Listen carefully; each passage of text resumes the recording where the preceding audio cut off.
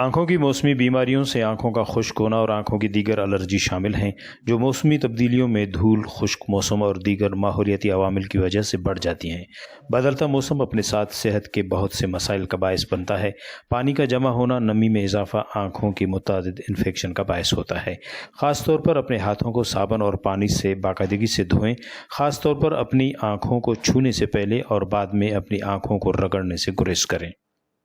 मेरा नाम डॉक्टर सैफ है और मैं जालावन टीचिंग हॉस्पिटल में एज ए कंसल्टेंट ऑफ्थल्मोलॉजिस्ट काम कर रहा हूँ। आज के इंटरव्यू का मकसद है कि जो बारिशों के बाद सीजनल एलर्जिक कंजक्टिवाइटिस वगैरह पेशेंट्स आते हैं, उसके बारे में आगाही फराम करूँ।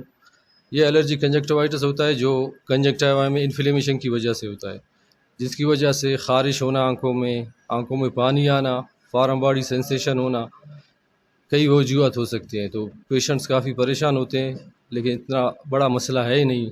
इसके लिए आप मुख्तलिफ़ एंटी हिस्टामिन ड्रॉप्स यूज़ कर सकते हैं, स्टीरॉयड ड्रॉप्स यूज़ कर सकते हैं। जो पेशेंट्स आते हैं लुब्रिकेंट्स यूज़ कर सकते हैं। अगर ज़्यादा सीवियर हो तो इसके लिए हम टेबलेट्स वगैरह एंटी हिस्टामिन वो भी दे सकते हैं।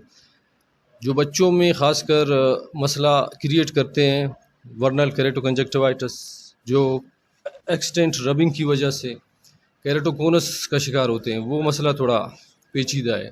उससे बचने के लिए रबिंग से अवॉइड करना है, और जो एलर्जेंस है, जो जिनकी वजह से एलर्जी होता है, उनसे थोड़ा बच्चों को हिफाजत करना है, जैसे डस्ट हो गया, धूल मट्टी हो गया।